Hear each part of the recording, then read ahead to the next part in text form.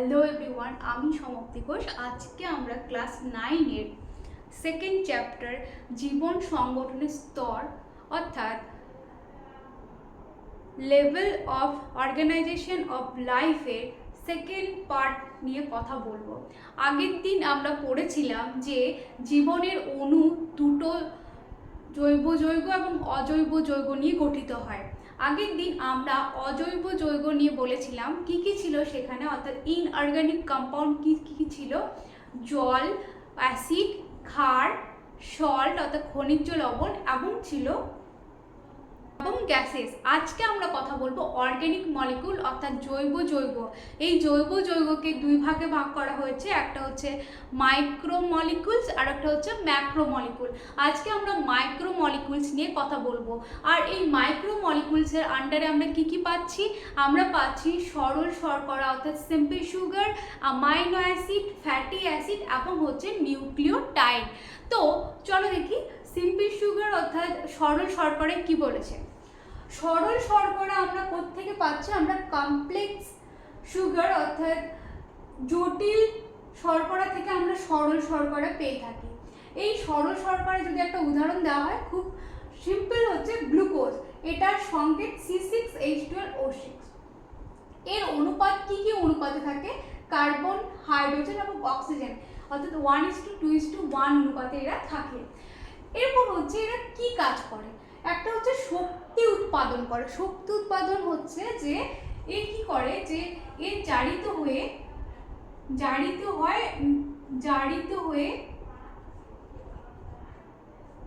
হয়ে শক্তি উৎপন্ন করে।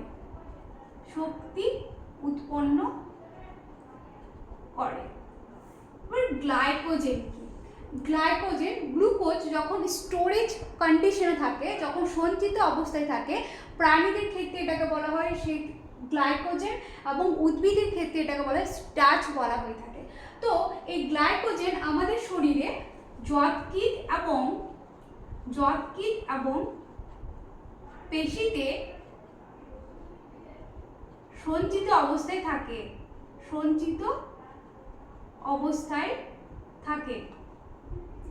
এছাড়াও আমাদের যে ডিএনএ এবং আরএনএ পাওয়া যায়, এটা এই সুগার থেকে পাওয়া যায়। এখানে আমরা গ্লুকোজ হচ্ছে 6 কার্বন মলিকুল, কিন্তু আমরা যখন ডিএনএ এবং আরএনএ ক্ষেত্রে দেখব সেখানে আমরা পাবো রাইবোজ সুগার হচ্ছে 5 কার্বন কম্পাউন্ড।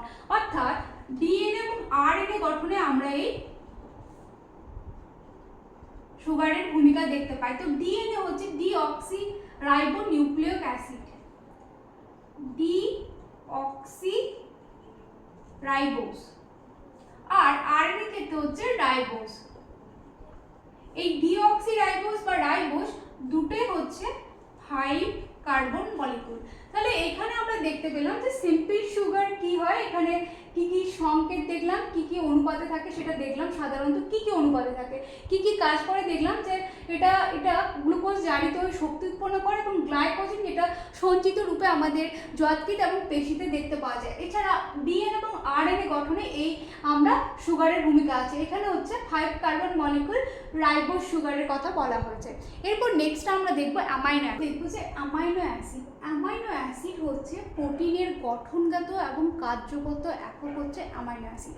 এই অ্যামাইনো অ্যাসিড দিয়ে প্রোটিন গঠিত হয়। অর্থাৎ প্রোটিন আমরা যখন দেখব তখন দেখব যে একটা অ্যামাইনো অ্যাসিডের শৃঙ্খল দিয়ে প্রোটিন তৈরি হয়েছে। এই অ্যামাইনো অ্যাসিডের আমরা কি দেখতে পাই? এটা কার্বনের একটা হচ্ছে অ্যামিনো গ্রুপ এবং আরেকটা হচ্ছে কার্বক্সিল গ্রুপ, সাথে একটা আর গ্রুপ দেখতে পাই। এই যে আর গ্রুপ, এইখানে আমাদের হচ্ছে কোশ্চেন আর গ্রুপ। এরপর এই অ্যামাইনো অ্যাসিডের স্ট্রাকচার কিন্তু প্রত্যেকটা অ্যামাইনো অ্যাসিড ক্ষেত্রে এই কমন একটা দেখতে পাবো, একটা হচ্ছে অ্যামিনো গ্রুপ আর একটা হচ্ছে কার্বক্সিল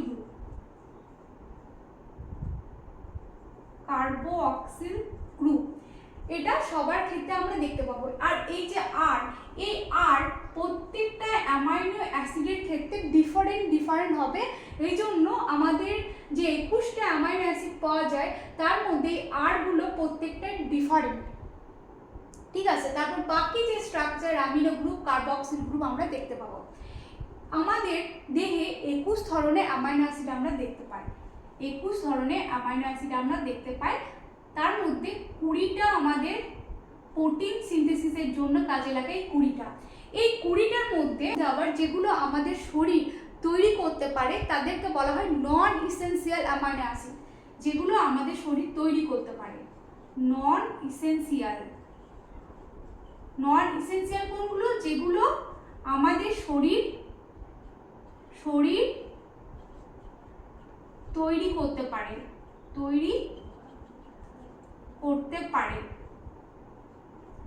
ইসেনশিয়াল অ্যামাইনো অ্যাসিড কটা? আমাদের ইসেনশিয়াল অ্যামাইনো অ্যাসিড পাওয়া যায় 9টা, যেগুলো আমাদের শরীর তৈরি করতে পারে না, যেগুলো আমাদের ডায়েটের মধ্যে নিতে হয়। ইসেনশিয়াল অ্যামাইনো অ্যাসিড, এই ইসেনশিয়াল অ্যামাইনো অ্যাসিড আমাদের শরীর তৈরি করতে পারে না, এগুলো আমাদের বাইরে থেকে খাবারের মাধ্যমে অর্থাৎ ডায়েটের মাধ্যমে আমরা পেতে পারি। এগুলো হচ্ছে ইসেনশিয়াল অ্যামাইনো অ্যাসিড, আর সেটা হচ্ছে আমাদের 9টা ইসেনশিয়াল অ্যামাইনো অ্যাসিড রয়েছে। এরপর এই অ্যামাইনো অ্যাসিডগুলোকে আমাদের কি কি কাজে লাগে? আমরা দেখলাম যে অ্যামাইনো অ্যাসিড থেকে কি তৈরি হচ্ছে? প্রোটিন তৈরি হচ্ছে। আর আমরা এটাও জানি যে এনজাইম তৈরি হয়েছে প্রোটিন দ্বারা। তাহলে এনজাইম উৎপাদন করতে এই অ্যামাইনো অ্যাসিড প্রয়োজন, এনজাইম উৎপন্ন করতে এই অ্যামাইনো অ্যাসিড প্রয়োজন। আর একটা কি দেখলাম যে বিভিন্ন রকমের হরমোন কেমন হচ্ছে, বিভিন্ন রকমের হরমোন আমাদের শরীরে, যেমন হচ্ছে টাইরোসিন, এটা একটা অ্যামাইনো অ্যাসিড। এটা থেকে আমাদের যে কি হরমোন আমাদের তৈরি হয়, আর একটা হচ্ছে থাইরক্সিন, আর একটা হচ্ছে অ্যাড্রেনালিন।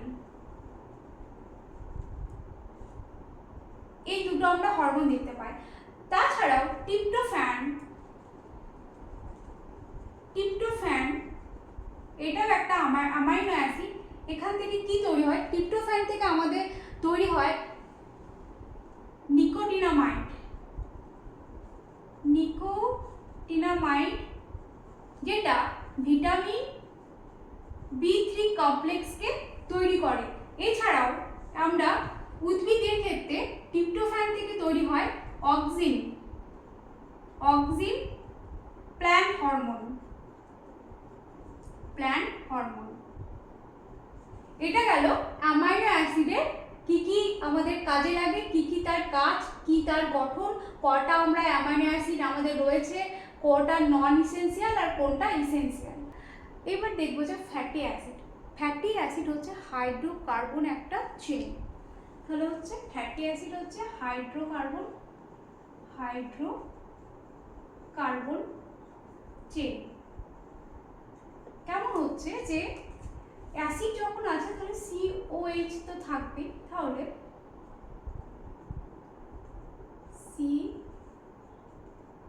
COH, এরপর কার্বন। তাহলে কি বললাম যে ফ্যাটি অ্যাসিড হচ্ছে হাইড্রোকার্বন চেইন।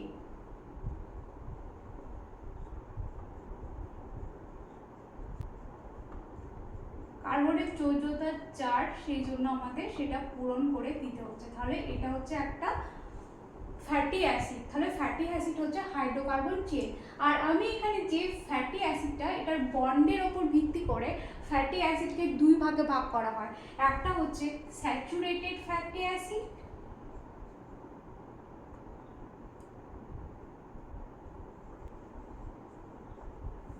আর একটা হচ্ছে আনস্যাচুরেটেড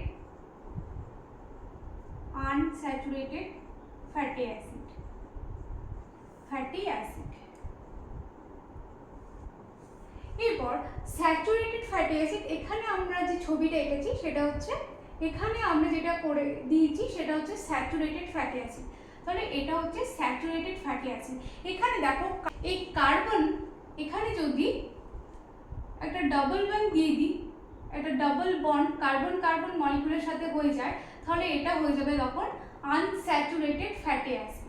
ঠিক আছে, তাহলে স্যাচুরেটেড ফ্যাটি অ্যাসিডের ক্ষেত্রে দেখবো যে আমরা কার্বনের মধ্যে আমরা ডাবল বন্ড দেখতে পাবো না, সেটা হচ্ছে স্যাচুরেটেড ফ্যাটি অ্যাসিড। আর এই স্যাচুরেটেড ফ্যাটি অ্যাসিড রুম টেম্পারেচারে কি থাকে, সলিড থাকে, যেমন হচ্ছে বাটার।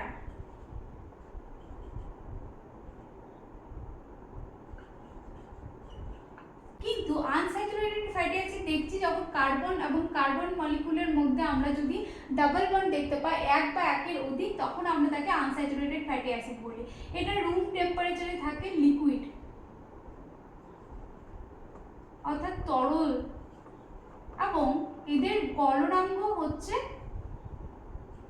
কম। এই স্যাচুরেটেড ফ্যাটি অ্যাসিডের মধ্যে কি পড়ছে, অ্যারাকিডোনিক অ্যাসিড, স্টেরিক অ্যাসিড, এই ফ্যাটি অ্যাসিড এই স্যাচুরেটেড ফ্যাটি অ্যাসিডের মধ্যে পড়ছে। আর আনস্যাচুরেটেড মধ্যে পড়ছে লিনোলেনিক অ্যাসিড, ওলিক অ্যাসিড, এইগুলো আনস্যাচুরেটেড ফ্যাটি অ্যাসিডের মধ্যে পড়ছে। এবার এদের কাজ কি, এদের কাজ হচ্ছে যে আমরা কোষপদ্মা দেখি না, কোষপদ্মায় যে আমরা ফসফোলিপিড দেখতে পাই, এই ফসফোলিপিডের যে হাইড্রোকার্বন চেইন দেখতে পাই, এইটাই ফ্যাটি অ্যাসিড দ্বারা গঠিত। তাহলে কোষ পর্দা গঠনে এই ফ্যাটি অ্যাসিড লাগে। আরেকটা হচ্ছে যে প্রোস্টাগ্ল্যান্ডিন নামক যে আমাদের হরমোনটা পাওয়া যায়, এটাও এই ফ্যাটি অ্যাসিড থেকে তৈরি করা হয়। প্রোস্টাগ্ল্যান্ডিন যে আমরা হরমোনটা পাই, সেটা এই ফ্যাটি অ্যাসিড থেকে তৈরি করা হয়। এছাড়াও কি করে, দেহের শক্তির উৎস হিসাবেও কাজ করে, শক্তির উৎস হিসাবে কাজ করে। এই যে আমরা স্যাচুরেটেড ফ্যাটি অ্যাসিড পড়লাম, এখানে একটা যদি এক্সাম্পল দিই, যেমন বাটার আমরা খাই, বাটার বা চিজ, এগুলো কিন্তু এই স্যাচুরেটেড ফ্যাটি অ্যাসিডের মধ্যে পড়ছে, কারণ এগুলো রুম টেম্পারেচারে কিন্তু সলিড থাকে। আনস্যাচুরেটেড মধ্যে আমরা লিকুইড বা তরল যে কোনো তেল, ভেজিটেবল তেলের এই আনস্যাচুরেটেড ফ্যাটি অ্যাসিডের উদাহরণ আমরা বলতে পারি। এরপর আমরা দেখব নিউক্লিওটাইড। একটা নিউক্লিক অ্যাসিড মানে কি, গঠনগত এবং কার্যগত একক হচ্ছে নিউক্লিওটাইড। নিউক্লিক অ্যাসিড হচ্ছে DNA deoxyribonucleic acid, আর একটা হচ্ছে আরএনএ। অর্থাৎ এদের গঠনগত এবং কার্যগত যদি একক বলা হয়, এটা হচ্ছে নিউক্লিওটাইড। এই নিউক্লিওটাইড তিনটে উপাদান আমরা দেখতে পাই, একটা হচ্ছে নাইট্রোজেন বেস, আর একটা হচ্ছে পেন্টোজ শর্করা, যেটা আমরা বলেছিলাম রাইবো সুগার, আর একটা হচ্ছে ফসফরিক অ্যাসিড। তো এই নাইট্রোজেন, এইটা হচ্ছে নাইট্রোজেন বেস,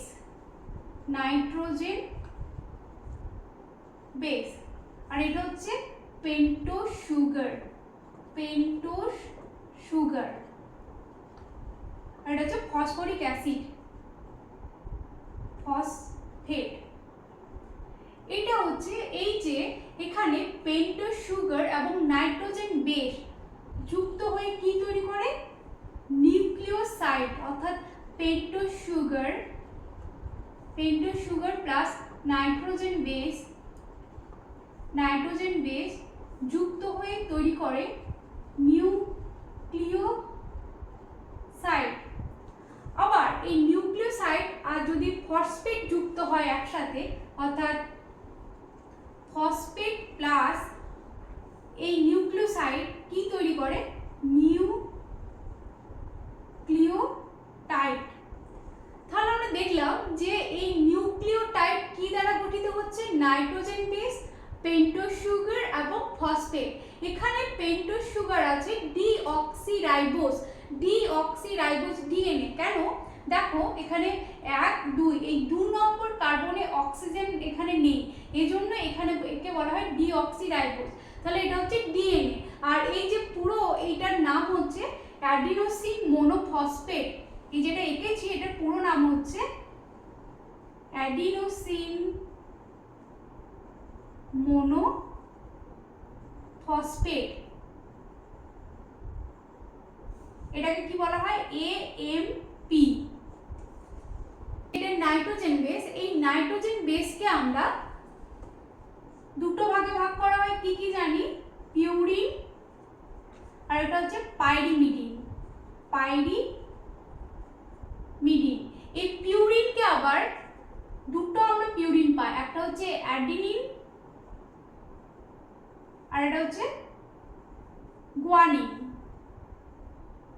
আর পাইরিমিডিন আমরা তিনটে পাই, একটা হচ্ছে সাইটোসিন, এটা হচ্ছে থাইমিন আর এটা হচ্ছে ইউরাসিল। আর এখানে যে ইউরাসিলটা এটা আরএনএ ক্ষেত্রে থাইমিনের জায়গায় ইউরাসিল ব্যবহৃত হয়। এরপর এই যে নাইট্রোজেন বেস কার সাথে যুক্ত হয়, আমরা জানি নাইট্রোজেন বেস হচ্ছে অ্যাডিনিনের সাথে আমরা থাইমিনকে দেখি এবং গুয়ানিনের সাথে আমরা সাইটোসিনকে দেখি। এটা আমরা ডিএনএ ক্ষেত্রে দেখতে পাই, আরএনএ ক্ষেত্রে আমরা অ্যাডিনিনের সাথে দেখতে পাই ইউরাসিল এবং গুয়ানিনের ক্ষেত্রে সাইটোসিন দেখতে পাই, এটা হচ্ছে আরএনএ ক্ষেত্রে। আর এখানে এই যে অ্যাডিনিন থেকে থাইমিনের যে বন্ড, যে ডাবল বন্ড দেখতে পাই, গুয়ানিন এবং সাইটোসিনের ট্রিপল বন্ড আমরা দেখতে পাই। তো এটা গেল ডিএনএ আর এটা হলো আরএনএ। এরপর কথা হচ্ছে এই নিউক্লিওটাইড কি কাজে লাগে। তো দেখেই নিলাম যে নিউক্লিওটাইড ডিএনএ এবং আরএনএ গঠনের কাজে লাগে। তো আমরা ডিএনএ থেকে কি তৈরি হয় বলো তো? ডিএনএ থেকে আমরা রেপ্লিকেশন পাই, অর্থাৎ এখান থেকে আমাদের কি হচ্ছে,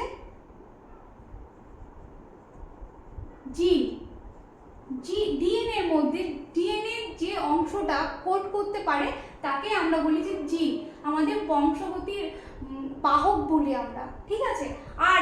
আরএনএ থেকে কি তৈরি হয়? আরএনএ থেকে আমাদের কি হয়? প্রোটিন সিনথেসিস হয়,